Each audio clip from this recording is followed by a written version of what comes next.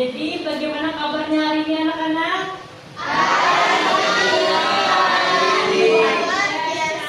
Ada yang sudah makan? Belum. Ada yang sudah minum? Belum habis ini ya. Apa hari ini ada yang tidak hadir? Siapa yang tidak hadir?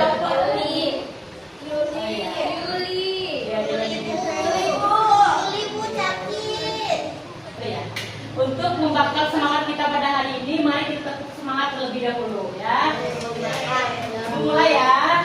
Tepuk semangat.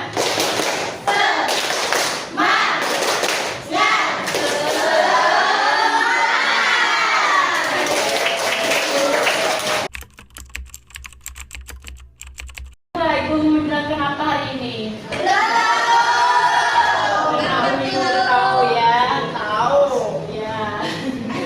Jadi hari ini Ibu ingin menjelaskan tentang adaptasi makhluk hidup. Ada yang tahu apa itu adaptasi? Ada yang tahu ya? Ibu akan menjelaskan tentang adaptasi makhluk hidup. Adaptasi makhluk hidup adalah cara makhluk hidup atau kemampuan makhluk hidup untuk menyesuaikan dirinya terhadap lingkungannya untuk bertahan hidup.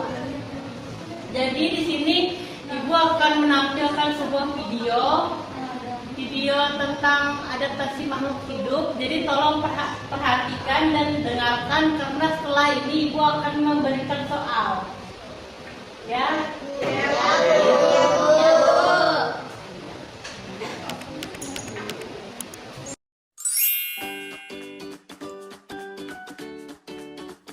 Halo adik kece, apa kabar semua? Semoga sehat ya. Hari ini kakak akan ajak kalian buat jalan-jalan virtual sambil belajar tentang adaptasi makhluk hidup. Sebelumnya, ada yang tahu adaptasi itu apa? Adaptasi adalah cara makhluk hidup menyesuaikan diri dengan lingkungannya. Tujuan makhluk hidup beradaptasi adalah mencari makanan, melindungi diri dari musuh, berkembang biak, atau bertahan hidup. Yuk kita mulai! Bentuk paruh dan kaki unggas sesuai dengan jenis makanannya.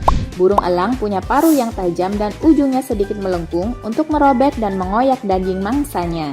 Kakinya kuat dan tajam untuk mencengkeram mangsanya agar tidak lepas. Kalau burung pipit punya paruh yang pendek, tebal, dan runcing untuk memecah biji-bijian. Kakinya panjang dan telapak kakinya datar untuk bertengger di ranting tanaman. Hewan juga harus pintar melindungi diri dari pemangsanya. Kalau enggak, hewan tersebut bisa dimakan.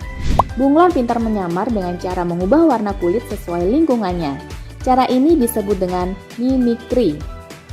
Kalau kura-kura pintar sembunyi, caranya dengan memasukkan kepala dan kakinya ke bawah tempurung yang keras. Ada lagi nih, hewan yang jago kabur dari musuhnya. Contohnya cecak yang bisa memutuskan ekor atau disebut autotomi. Hebatnya, ekor cecak yang putus bisa tumbuh kembali.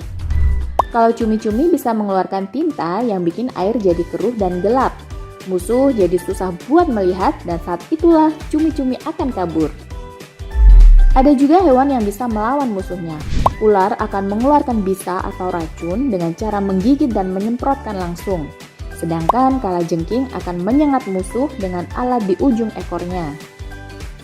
Hewan juga beradaptasi sesuai kondisi habitatnya supaya bisa bertahan hidup. Unta hidup di daerah gurun yang panas, banyak pasir dan jarang banget ada sumber air dan makanan. Unta punya bulu mata yang panjang supaya tidak kelilipan pasir. Telapak kakinya lebar dan tebal supaya gampang saat berjalan di atas pasir. Dan punuk unta mengandung lemak untuk cadangan makanan. Sekali minum, unta bisa habis ratusan liter air loh. Air itu akan disimpan supaya unta tidak kehausan. Kebalikannya nih, penguin hidup di daerah kutub yang sangat dingin. Supaya tidak kedinginan, penguin punya bulu yang tebal dan rapat dengan lapisan lemak di bawahnya. Penguin juga punya sayap, tapi bukan untuk terbang.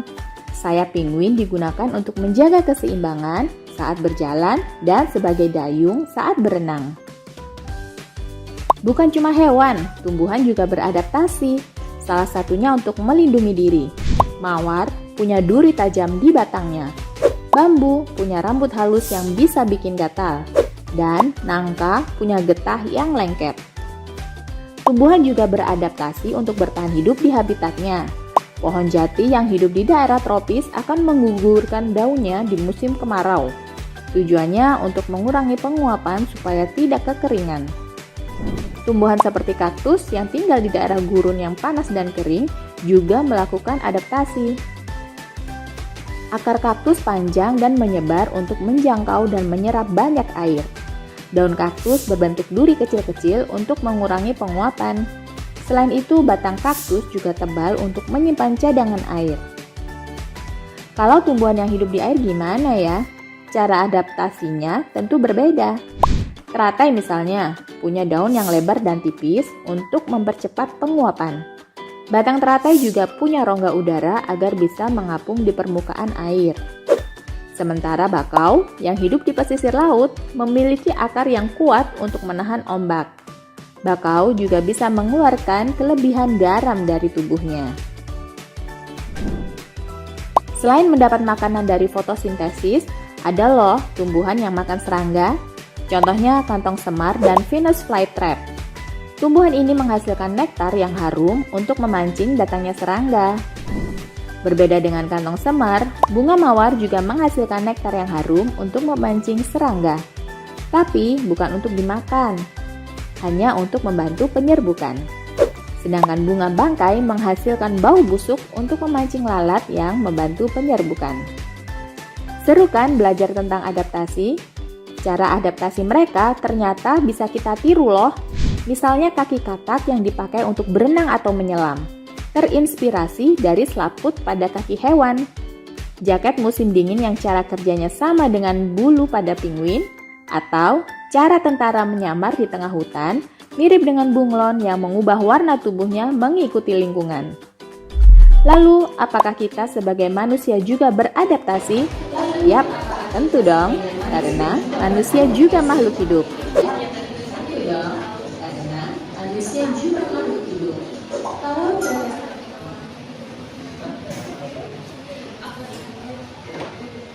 Baik, dari video yang di atas, apakah ada yang ingin memberikan kesimpulan?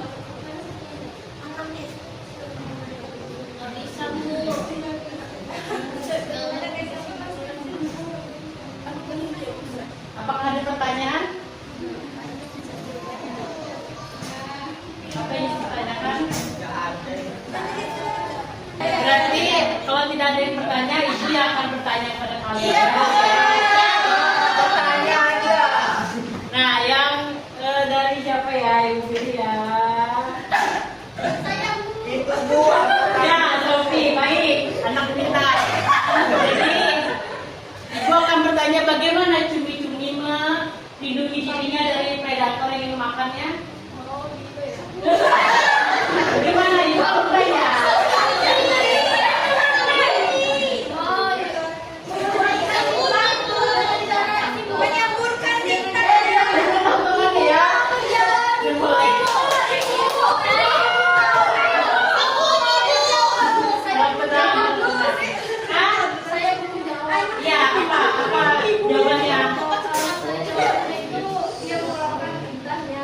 Ya,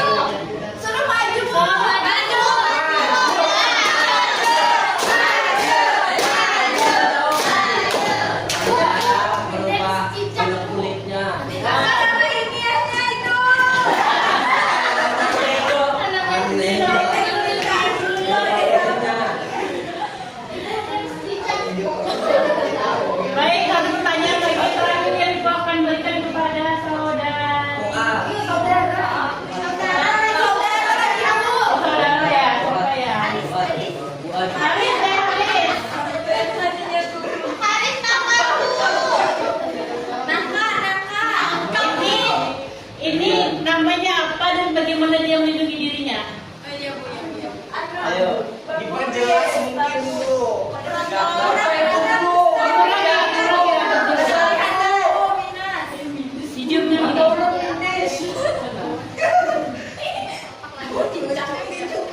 Ini.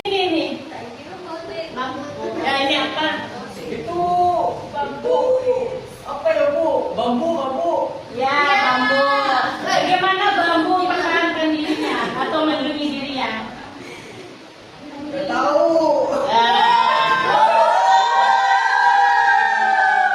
Gimana ini? Apa Bu jawabannya Bu? Jawabannya itu dengan daun-daunnya ini atau sekitar batang itu bisa menyebabkan gatal bertangan. Ya Bu. Ya bulu-bulunya, ya bulu-bulu halusnya. Kok Ibu pintar banget sih? Ya di sekolah.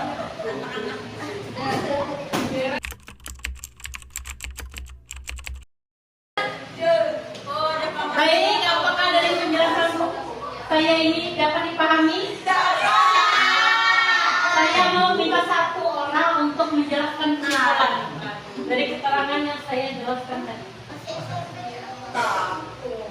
Gak boleh takut, harus berani dong. Gak bisa Bu. Gak bisa Bu. Nah, baik kita.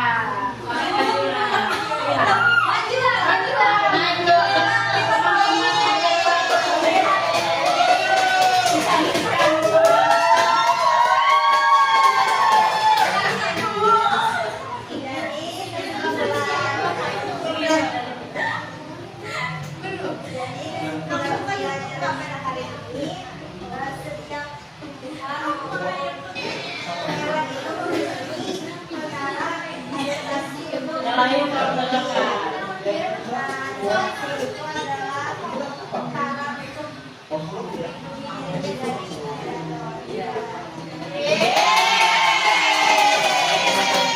Baik, Ibu anggap sudah paham semua ya. Kalian saya hebat sekali, berhasil kelas 7 SMP ya. Baik. Mungkin itu yang dapat Ibu sampaikan, kurang dan lebihnya Ibu sangat memohon maaf kepada kalian. Selesai